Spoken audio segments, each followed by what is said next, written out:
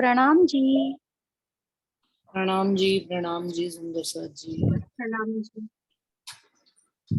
बंदो सतगुरु चरण को करूं सो प्रेम प्रणाम।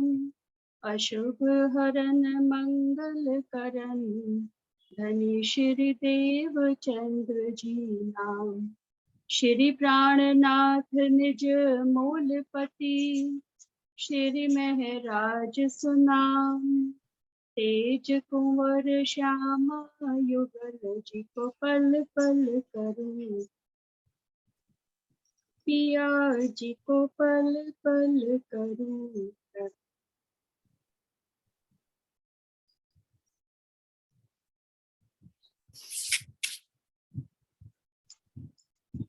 हाँ जी मनीषा जी।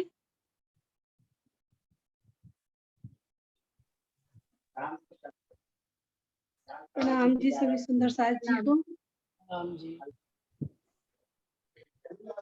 दीदी ने अपन की पिछली बैठक में ये निर्णय लिया था कि अपन तारतम्य की प्राप्ति कैसे हुई इस विषय पर चर्चा करें। सुंदर साथ जी, विषय बहुत ही गंभीर है क्योंकि आज हमारे समाज की जो स्थिति है उसमें दो पक्ष कायम हो चुके हैं। एक पक्ष ये कहता है कि कृष्ण जी ने देवचंद जी को दर्शन दिए, एक पक्ष ये कहता है कि राज्य ने दर्शन। अब हम सुंदर साथ के बीच में प्रश्न ये उठता है कि हम मंथन इसको किस प्रकार।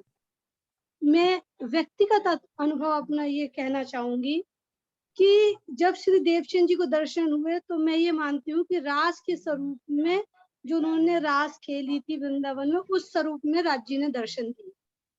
मगर अब सुंदर साथ का विचार ये उठता है कि कृष्ण तत्व कैसे आया। तो यदि इस पर विचार किया जाए तो बीतक में जब हरिदास जी से वो शिष्यत्व ग्रहण करते हैं और उन्हें रास मंडल ब्रज मंडल के दर्शन होते हैं, तो यहाँ पे एक बात सोचने वाली है कि जब वो यशोदा जी उनसे कहती है कि जाके आप वहां मिल लीजिए कृष्ण जी से, तो जब वो बोलती है, देवचंद जी कहते हैं कि मुझे कृष्ण जी से मिलना है, तो वहां एक बात कही गई है कि यहाँ तो हर कोई कृष्ण है। उसमें स्पष्ट बीतक शाख में आता है, लिखा हुआ है कि ब्रज मंडल में होने वाले हर बालक का नाम कृष्ण है। तो फिर वो कहते हैं कि भाई नंद की तो नंद भी यहाँ बहुत सारे हैं जिनके पास इतनी 9 लाख गाय, उन्हें नंद कहा जाता है। फिर वो कहते हैं यशोदा के लाल, तो वो कृष्ण उनको बताते हैं। तो जिस तरह सतगुरु तत्व होता है जिनके माध्यम से हम कहते हैं ना, खोजत खोजत सतगुरु पाइए, सतगुरु संग करता, इसी तरह कृष्ण तत्व दुनिया में अनादिकाल से अखंड है। ये हमें मान के चलना ही हो, क्योंकि कुछ ना कुछ बेस जब हमारे साथ होगा तभी हम आगे बढ़ सकते हैं और बात कर सकते हैं। निरानंद संप्रदाय की जो फिलॉसफी है वो ये कहती है कि हम इस दुनिया में माया का खेल देखने के लिए आए हैं। तो हमें ये सोचना चाहिए कि जब माया का खेल देखने आए हैं तो डायरेक्टर राजी महाराज है, तो वो कोई ना कोई एक पात्र ऐसा चुनेंगे जो उनके अनुसार बेस्ट, क्योंकि जब कोई फिल्म बनाई जाती है तो जो बेस्ट कैरेक्टर होता है उसी को पूरा रोल प्ले करने के लिए दिया जाता है। और जब ये ब्रह्मांड की रचना हुई तो मेरे अनुसार कृष्ण तत्व जो कि उत्सव के उमंग के प्रतीक है और प्रेम की पराकाष्ठा कृष्ण में सबसे अधिक है। गोलोक धाम में भी इस चीज का भागवत में वर्णन किया जा चुका है। इसलिए श्री राजी महाराज ने कृष्ण जी के तन को चुना और उनने लीला की। देखिए, व्यवहार और लीला दोनों निजानंद संप्रदाय की दो धाराएं कही जा सकती हैं जिनमें एकीकरण होता है। व्यवहार से देखा जाए तो कृष्ण है, क्योंकि विष्णु को जब तक तारतम्य नहीं मिलेगा कृष्ण तत्व से वो अखंड रहेगा। और यदि लीला रूप में देखी जाए तो आवेश लीला चल रही है और कृष्ण में वो आवेश लीला राज्य ने तीसरे दर्शन के दौरान उनको दिखाया। क्योंकि देवचंद जी भी फरामोशी में ईश्वरी तन को लेकर आए हुए हैं, तो उन्हें सबसे जो तीसरा साक्षात्कार श्याम जी के मंदिर में हुआ वो रास के स्वरूप में कृष्ण जी ने उनको दर्शन दिया। लेकिन जब उनकी वार्तालाप हुई तब उन्होंने कहा कि निज नाम श्री कृष्ण, मतलब इस कृष्ण निज आपके जो निज घर से जो स्वरूप आएगा वो कृष्ण तत्व के रूप में आपके साथ लीला करेगा। और इसलिए उन्होंने तुरंत ही ये कहा कि आप तो मेरे खाविंद हैं। अगर हम इस विषय पे तात्विक दृष्टि से सोचते हैं तो कोई भी व्यक्ति ऐसे सडनली नहीं कह सकता है कि आप हमारे खाविंद हैं। तब उन्होंने कहा कि श्यामा जी के वर है। और पूरी वाणी में जब हम चिंतन मनन करते हैं तो यही पाया जाता है कि श्री राज और श्यामा जी का नाम प्रगट वाणी में लो, किसी में श्री राज श्यामा जी का नाम आया हो। तो मैं व्यक्तिगत रूप से ये मानती हूँ कि जो भी निजानंद संप्रदाय के फॉलोवर्स हैं वो रास में कृष्ण तत्व से उठते हैं और उनका जीवन फिर राज श्यामा जी में परिपूर्ण हो जाता है। इसलिए इस विषय को ना ही किसी विवाद का विषय बनाया जाए। कृष्ण तत्व के रूप में रास के स्वरूप में श्री राज जी ने दर्शन दिए और फिर श्यामा जी के हृदय धाम में आके वो विराजमान हुए। तब उन्होंने भागवत कथा नहीं सुनी और जागने की लीला प्रारंभ। अब दीदी आप इसके विषय में बताइए, मैं कितने सही हूँ या कितनी गलत। प्रणाम जी। प्रणाम जी। सुंदर साथ जी, और भी किसी का अपना अपना विचार है तो पहले स्पष्ट करिए, क्योंकि बात इन्होंने सही कही है। हाँ जी। प्रणाम जी सुंदर साथ जी। प्रणाम जी दीदी। मेरे मन में एक भाव आ रहे हैं कि श्री कृष्ण जी कोई पूर्ण ब्रह्म परमात्मा क्यों मानते हैं जी। हम सुंदर साथ भी क्योंकि कृष्ण रूप में राज का अवय है। दूसरी बात है कि जब ये ब्रह्मांड अखंड होगा तो विष्णु भगवान को ही सबसे पहले तारतम्य मिलेगा, तो इसलिए वो कृष्ण जी को पूर्ण परमात्मा भी कहा जाता है विष्णु रूप में। मेरे मन में भाव है दीदी, बाकी आप बताओगे। कोई बात नहीं। हाँ, और सुंदर साथ नहीं, सबको सुन ले पहले, है ना। हाँ जी सुंदर साथ जी, और किसी के दिल में क्या भाव आ रहा है?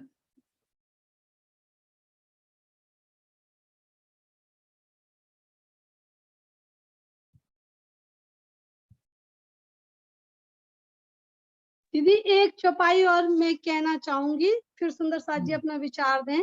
प्रकाश हिंदुस्तानी के 37 प्रकरण की 61वीं और 62वीं चौपाई में ये लिखा हुआ है, आए श्री देवचंद जी नौतनपुरी, सुख सबों को देने देह धरी, इन इत आए करी बड़ी खोज, चाहे धनी जी को मूल संजो।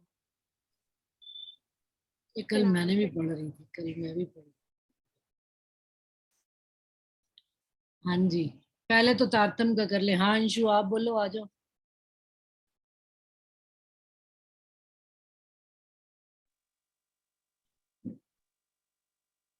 जैसे अभी मनीषा जी ने बोला है ना कि कृष्ण तन में आकर उन्होंने यहाँ पे रजनी में लीला करी। तन तो जीव जो था वो विष्णु भगवान का था। कृष्ण तत्व गोलोकी शक्ति भी उनके अंदर आई थी और प्लस साथ में राजी महाराज का जोश और अक्षर ब्रह्म की आत्मा आई थी। तो वो जीव विष्णु भगवान का था और नाम तत्व कहो श्री कृष्ण जो खेले लीला अविनाशी। नाम और तत्व श्री कृष्ण का जो योग माया में अविनाशी लीला उनकी होती है, वो गोलोकी शक्ति भी यहाँ पर आई। क्योंकि अब राज्य आ रहे हैं, पूर्ण पारब्रह्म अक्षरातीत आ रहे हैं, तो आम ऐसे किसी के ऊपर तो आके बैठेंगे नहीं ना उनका जोश और आवेश। तो उन्होंने विष्णु भगवान का जीव को सिलेक्ट करा और उसके ऊपर गोलोकी शक्ति भी आई, फिर अक्षर ब्रह्म की आत्म और फिर उनके ऊपर राज्य महाराज का जोश आया। अब जो स्वरूप उनको दीदार दे रहे देवचंद जी को, दीदार कौन देगा? यहाँ पे चौपाइयां आती हैं इसमें। दिन 10-15 हुए कथा सुनत है कान, तहां आए दीदार दिया तुमको मेरी पहचान। वह किशोर अति सुंदर स्वरूप खेला जो वृंदावन, देख श्री देवचंद जी ने कहा जैसी गवाही दई मन। अब जो स्वरूप राज्य महाराज का ही स्वरूप वृंदावन में भी लीला करने आए थे, योग माया के ब्रह्मांड में रूप वैसा ही धारण करके आए थे। सुंदर साथ जी शब्दों का ध्यान दीजिए, रूप धारण करके आए थे वृंदावन वाला, जो मुझे समझ आती है बात। स्वरूप उनके अंदर कौन था? राज्य महाराज ही साक्षात उनको दर्शन देने आए थे।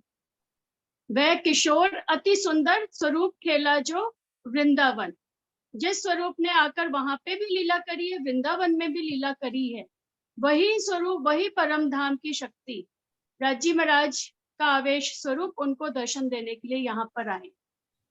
क्योंकि यही विवाद है कि कृष्ण ने, श्री कृष्ण ने आके दर्शन दिए या राज्य ने आके दर्शन दिए। तो राज्य महाराज स्वयं आ रहे हैं, श्यामा जी को क्योंकि लेने आ रहे हैं।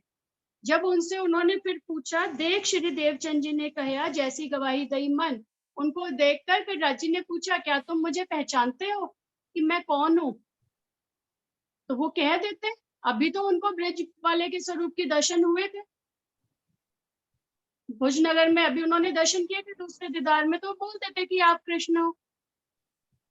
उन्होंने तो नहीं कहा ना, वो सोचों में विचारों में क्यों पड़ गए। उन्होंने कहा जैसा मेरा मन गवाही दे रहा है, तो उससे उन्होंने क्या बात बताई कि तुम हमारे खावन, आप कौन हो? मेरे खावन हो, मेरे अखंड दुल्हा हो, मेरे वर हो।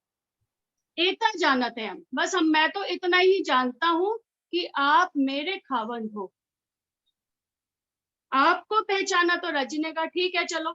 14 वर्ष तक उन्होंने भागवत सुनी थी, अभी उन्होंने ये नहीं उनको निश्चय करके कह दिया कि आप श्री कृष्ण हो।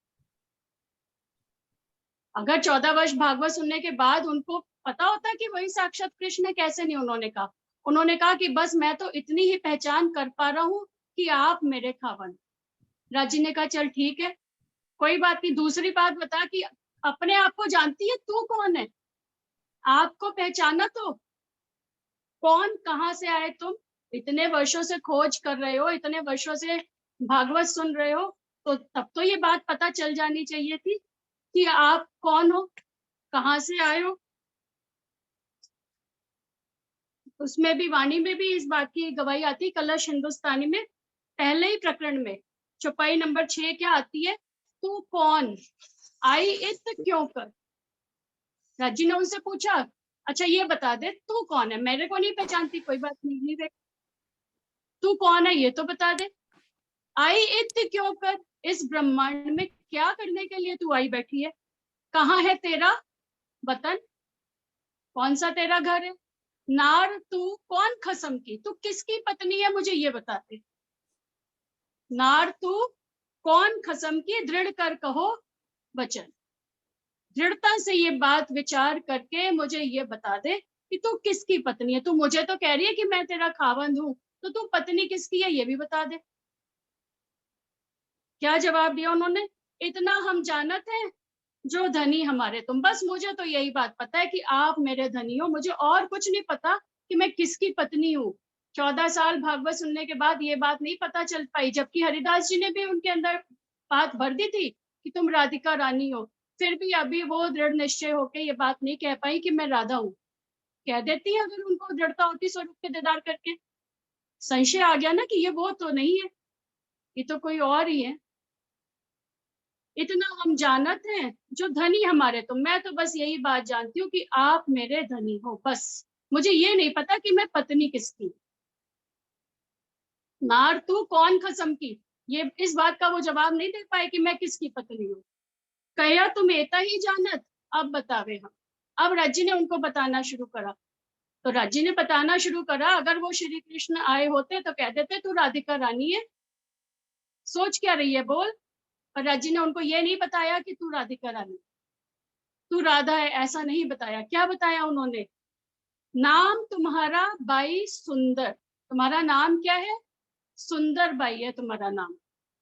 खेले तुम ब्रज रास में, तुमने खेल किया था ब्रज रास में, किया था, पर आज तुम राधिका रानी अब नहीं हो। जब वो राधिका रानी नहीं है तो उनके खावंद भी फिर श्री कृष्ण नहीं है। मनोरथ पूरे ना भय ए तीसरा हुआ तिन से, तुम्हारे मनोरथ वहां पे पूर्ण नहीं हुए, तुम्हारी इच्छा ब्रज रास में पूरी नहीं हुई, इसलिए अब ये तीसरे ब्रह्मांड में तुम आए बैठे। अब राज्य श्यामा जी को उनकी पहचान करा रहे, ये है तारतम। तारतम ये नहीं कि आके कान में फूंक दिए 16 अक्षर और तारतम हो गया। जब तक हमें हमारी पहचान नहीं होती तब तक समझो हमें अभी तक तारतम मिला ही नहीं है। हमें राज्य के स्वरूप की पहचान नहीं है, अभी हमें तारतम मिला ही नहीं है। घर की पहचान नहीं, क्योंकि 3 ही प्रश्न चल रहे हैं। तू कौन, आई इत क्यों कर, कहाँ है तेरा वतन, नार तू कौन, कसम की दृढ़ कर कहो वचन। ये सारे प्रश्नों के जवाब जब मिले तो हम जाने कि हमें तारतम सच में हमारे सतगुरु महाराज ने दिया है। अगर हमारे पास इन प्रश्नों के जवाब नहीं है तो अभी हमारे को सतगुरु ही नहीं मिले, तारतम मिलना तो दूर की बात।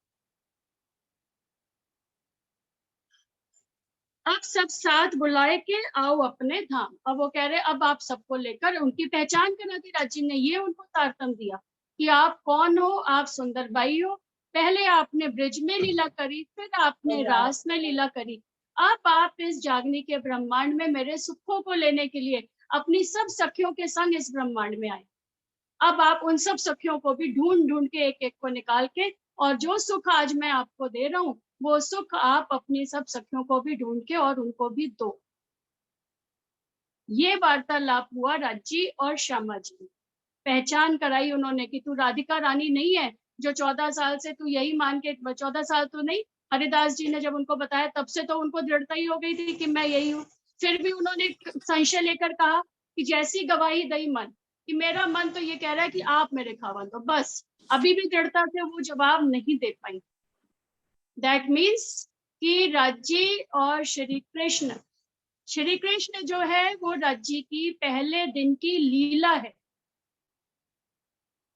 पहले दिन की लीला में रोल प्ले जिसने करा श्यामा महारानी ने, उनका नाम राधा था, पर असल स्वरूप क्या है, श्यामा जी वर सत्य है। ये नहीं कहा कि मैं राधिका का वर हूं, श्यामा जी वर सत्य हैं सदा सत्य सुख के दाता, कि मैं श्यामा जी का वर हूं, ऐसे बताया राज्जी ने उनको। और मैं क्या दूंगा, अखंड के सुख देने के लिए तुम्हें यहाँ पर आया। मुझे तो ऐसे ही समझ आती है बात। दीदी आप बताओ,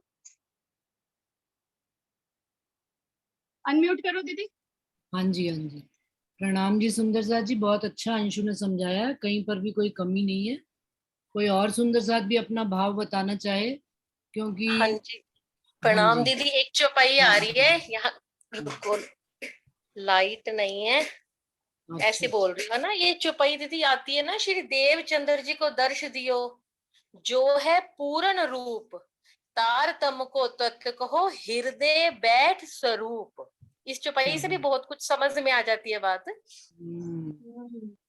और देखो इसमें जो अंशु का और मनीषा जी का दोनों की बात को थोड़ा सा यदि हम मिलान करके देखें, बिल्कुल एक बात है। तन इसमें नो डाउट कि तन तो किशोर सूरत रास वाला ही आया था, खेला स्वरूप जो वृंदावन, कृष्ण तत्व वाले स्वरूप ही, रूप तो उनका ही आया था, युवा स्वरूप, जिन्होंने भजनानंद आया कर नए श्रृंगार।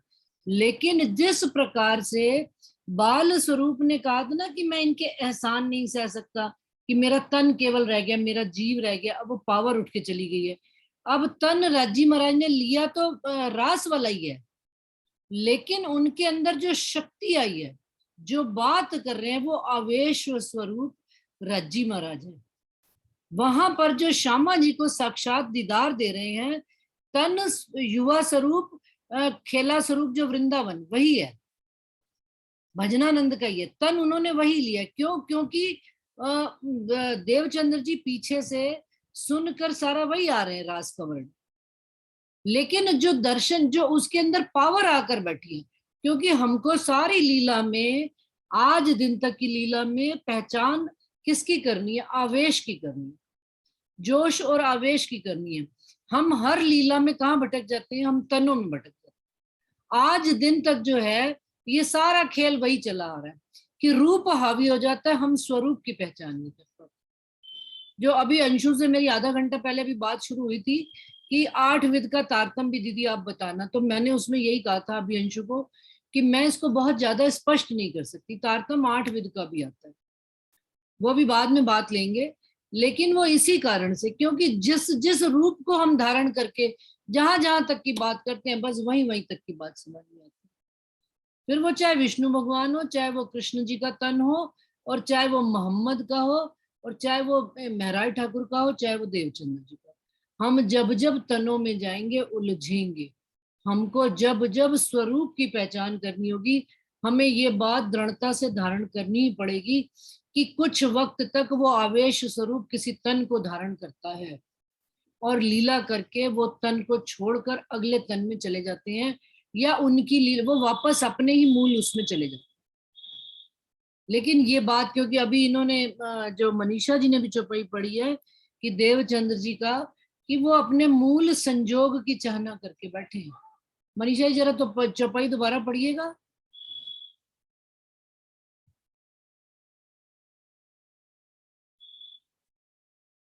चलो कोई बात नहीं, मनीषा जी शायद है नहीं, है तो सही। हूँ दीदी आए हाँ। श्री देवचंद जी नौतनपुरी, सुख सबों को देने दे धरी, इन इत आए करी बड़ी खोज, चाहे धनी जी को मूल संजोग। चाहे धनी जी को मूल संजोग, उनके अंदर चाहना क्या थी? मूल परम धाम की जो आत्म उनके अंदर श्यामा जी की बैठी है, सुंदरबाई की वासना, उनको अपने मूल संजोग की चाहना थी उनके दिल में। इस कारण से वो खोज में चलते रहे। पहली खोज में उनको सिपाही का भेष हुआ, फिर बाल स्वरूप का। ये भी किसी ने प्रश्न पूछा था, उसको भी साथ साथ क्लियर करते चले। खिलवत रूहों की में पम्मी पांड्या जी ने पूछा था कि बताइए, वही स्वरूप जो एक बार कह रहा है कि भाई मैं इनके एहसान नहीं सह सकता, और वही देवचंद्र जी को ब्रज की लीला का अनुभव में वो कृष्ण जी के दर्शन हो रहे हैं। उस बात का भी सुंदर साथ जी जरा स्पष्टीकरण करते चले। और फिर वही बात आ रही है कि आगे लीला में जब तारतम उतरा है तो राजी महाराज ने ये चीज स्पष्ट कर दी है कि वो ब्रज की लीला का जो उन्होंने आभास किया या अनुभव किया है देवचंद्र जी ने, मेरे को जहां तक बात समझ में आती है, वो उस लीला में प्रवेश करके देख रहे हैं। वो लीला तो ऑलरेडी चल रही है, उसमें कोई जीवंत प्राणी नहीं है सुंदर साथ जी, वो लीला एज इट इज चले जा रही है। तो वो उन्होंने उस लीला का अनुभव किया है। अब वही चीज जब उन्होंने तारतम उनको अवतरण हुआ, राज्य का दीदार हुआ, तो उसमें दीदार में क्या कह रहे हैं? तन जरूर वही वाला है रास वाला, लेकिन तारतम लई श्री राजपद है, जो अंशु ने भी अभी कही कि आवेश स्वरूप राज्य महाराज आकर बैठे हैं उस तन में, और उनको पूछ रहे हैं कि उनको क्यों नहीं ये बात कही गई? अगर वो कृष्ण ही होते तो वो उनको कह देते कि मैं कृष्ण हूं और तुम राधा रानी हो, तुमको ये बात ऑलरेडी बताई जा चुकी है।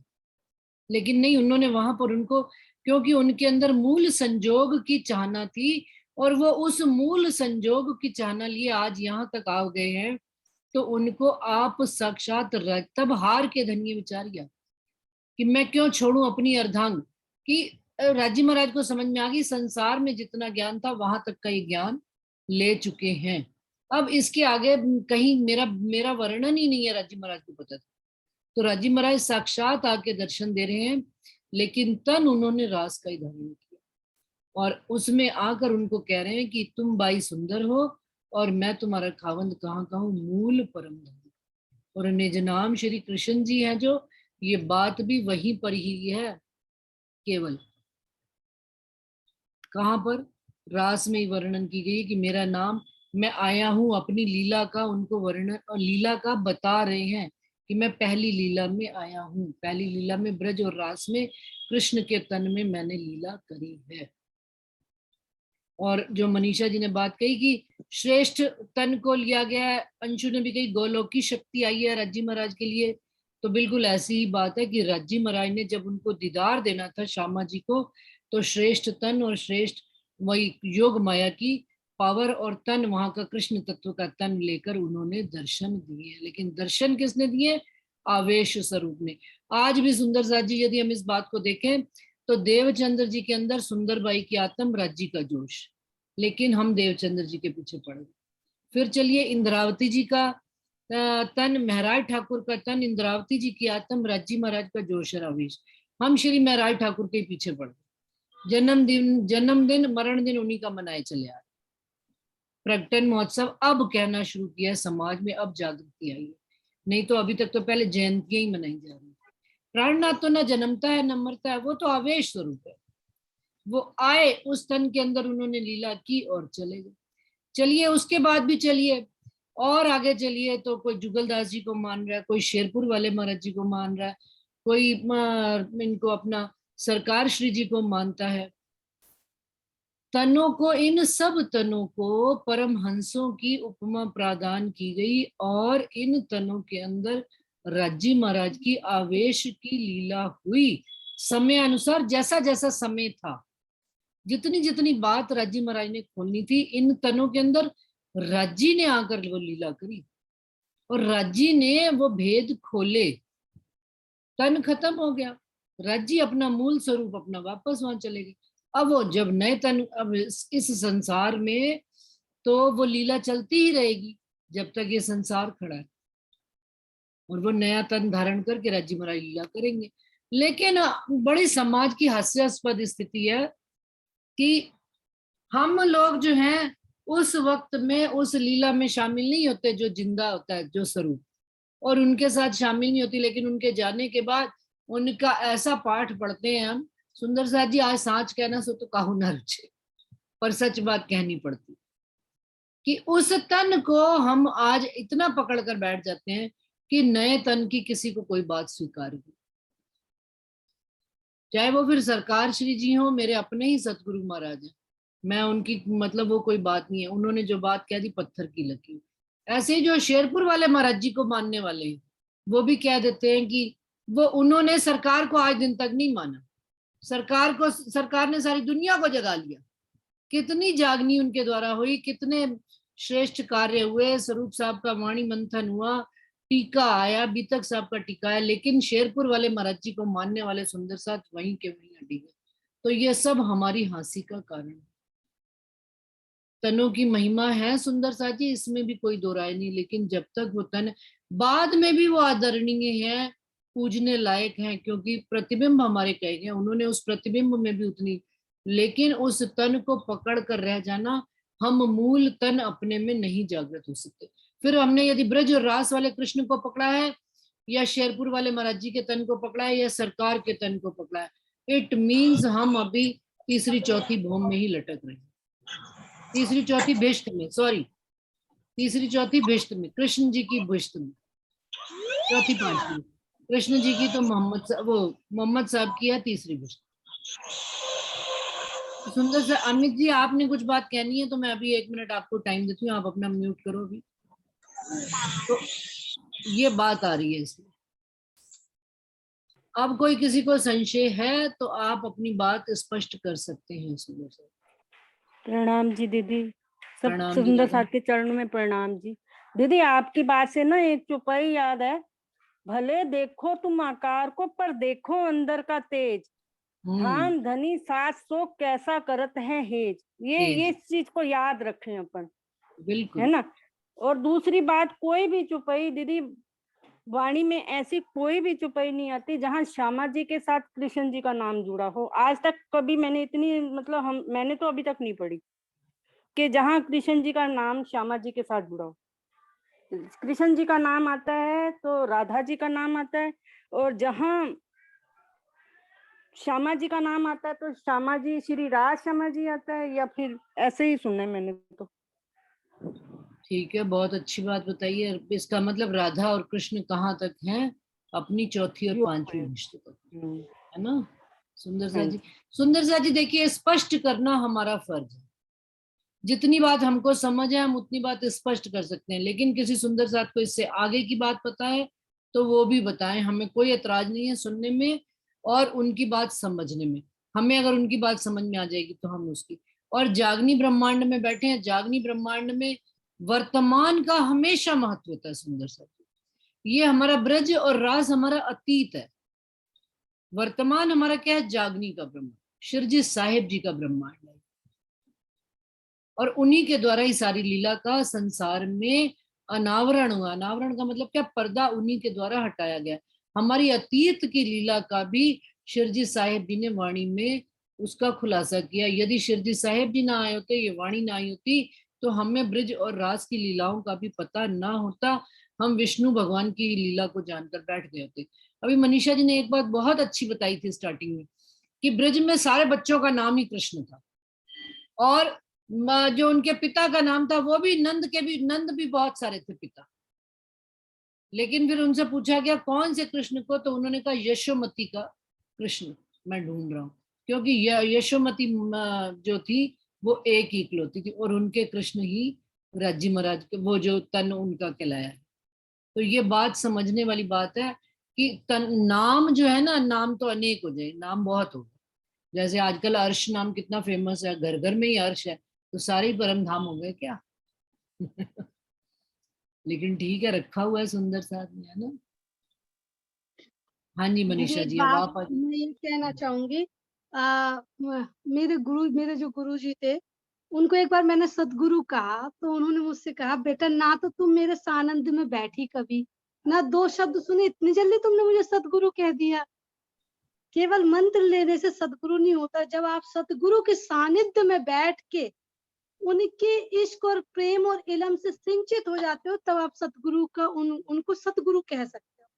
तो बात ऐसी हुई, तो मैंने कहा कि वर्तमान में हम जीते हैं, तो उन्होंने कहा, देखिए हर धर्म की फिलॉसफी अलग है और प्रणामी धर्म की फिलॉसफी अलग है। इस झूठ में मत रहो कि वर्तमान होता है। वर्तमान मतलब प्रतिपल बदलने वाला।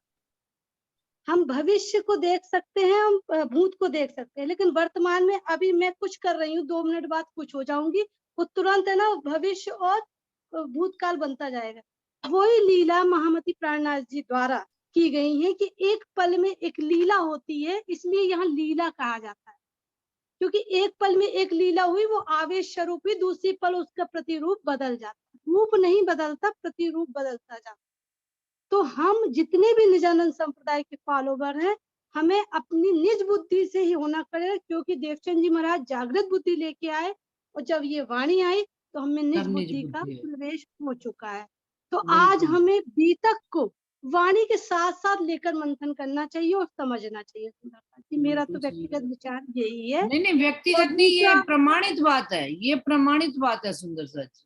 और मैं सारे सुंदर साथ से आग्रह करना चाहूंगी, मेरे सतगुरु ने तो फिर यही कहा कि जब भी आप सतगुरु की जय बोलो, श्यामा महारानी का स्वरूप आपके सामने होगा और उनके हृदय धाम में आपको अपने गुरु दिखेंगे।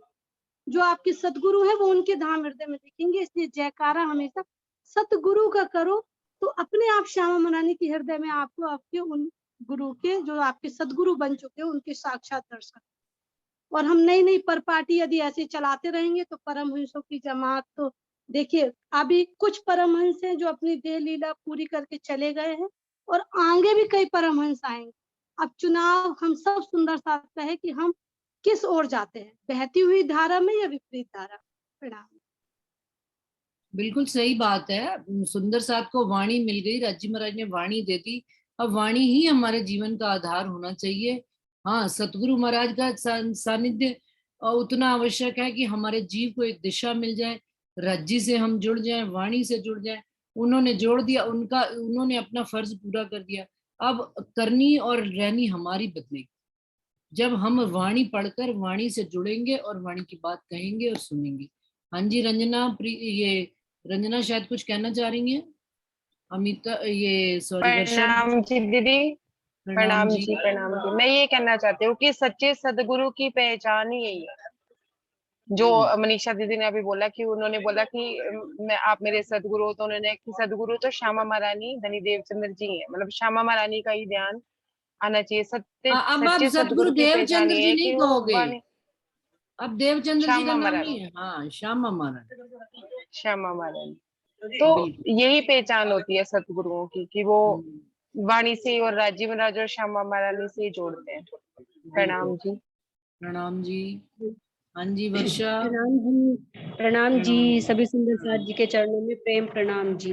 दीदी कलश हिंदुस्तानी में भी ना चौपाई आती है कि भाई 4600 वर्ष तक जो है ना जागृत बुद्ध जो है ना अखंड ब्रजराज के उसमें ही लीला में ही मगन रही, और उसमें लिखा है राज्य ने कि अब 1735 में जागनी लीला जो है, मतलब वो इंद्रावती जी यानी मेरे तन से इंद्रावती जी कह रही हैं कि अब मेरे तन से जागने की लीला शुरू होगी। तो मतलब 4600 वर्ष तक जागृत बुद्धि जो है ना वो अखंड ब्रजराज के आनंद में ही मग्न रही। उसके बाद उस पे से पर्दा मतलब आगे हटा, जागृत बुद्धि के ऊपर से जब निज बुद्ध आई तब इस लीला का जाहिर हुआ।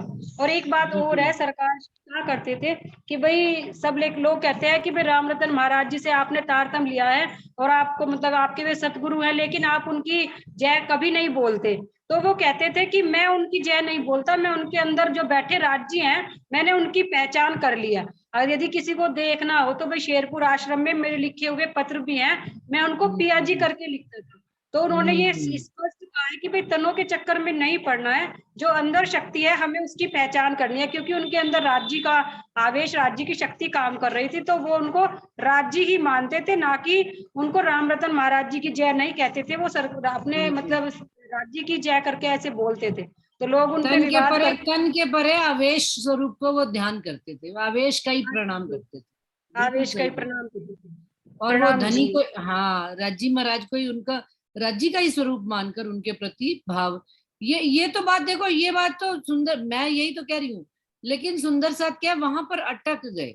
अटकने का क्या मतलब कि अब ये बात अब वो और कितनी तरह से स्पष्ट करते सरकार, अपने मुख से तो नहीं कह सकते ना कि मेरे अंदर भी राज्य बैठे हैं। जैसे इंद्रावती जी ने कहा कि मैंने जो गलती करी वो अब आने वाले सुंदर साथ ना करें। प्रकाश हिंदुस्तानी में ये बात आती है, इंद्रावती जी कहती है ये बात कि भाई मैंने तो धनी की पहचान नहीं की, सुंदर साथ जी अब आगे गलती तुम ना ये करना। इसका क्या अर्थ है जरा सुंदर साथ जी बताओ मुझे स्पष्ट रूप से। ऐसे ही लाइन लिखी हुई है बिल्कुल तीसरे या चौथे प्रकरण में प्रकाश सुंदर बाई जी के अंतर ध्यान की भी तक। जरा बताओ भाई जनक क्या अर्थ है इस बात का कि मैंने तो पहचान नहीं की, गलती करी, लेकिन तुम मत करना गलती। इसका मतलब दीदी यही है कि मतलब तनों की पहचान नहीं करना, अंदर वाणी किसकी बोल रही है, मतलब वाणी से किसकी है, वो राज्य की वाणी है। जैसे इंद्रावती जी ने उनकी सतगुरु की पहचान सिर्फ देवचंद्र जी के रूप में की, उनके अंदर राज्य की पहचान उन्होंने नहीं की। मुझे तो यही इसका मतलब समझ में आता है दीदी। प्रणाम। नहीं तो फिर उन्होंने ये आगे जो दूसरा मेरा जो क्वेश्चन है, उन्होंने फिर कहा तुम ये गलती मत करना। इस बात में क्या भाव छिपा हुआ है? इस बात में यही भाव है कि परमहंसों की पहचान आप तन के रूप में मत करना, राज्य के रूप में ही करना। राज्य है, इंद्रावती जी कह रही है कि मेरे अंदर भी आज राज्य आकर बैठे हुए हैं, मुझे तन मत समझ लेना, ये वो कह रही है इंद्रावती जी।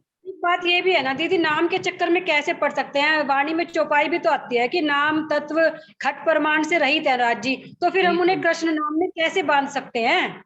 उन्हें हम बांध ही नहीं सकते। उन्होंने स्पष्ट चौपाई लिखी है, कलश हिंदुस्तानी में आती है कि नाम तत्व खट प्रमाण से रहित है राज्य, तो हम उन्हें कृष्ण नाम में कैसे वो कर सकते हैं, सीमित नहीं कर सकते असीमित चीज को। प्रणाम जी। प्रणाम जी, प्रणाम जी। हाँ जी अंशु क्लोज कर दो, आप बोलो लास्ट कुछ कहना है तो। बस सही है, सारी बात स्पष्ट है। अब तो वो आठवित का तारतम भी जैसे आता है, वाणी में भी आता है कि तारतम सभी पढ़ेंगे। सबको ही यहाँ पे खुली दावत दे दी है राज्य महाराज ने, तो वाणी लाके तो सभी दावत होती है तो सभी खाते हैं।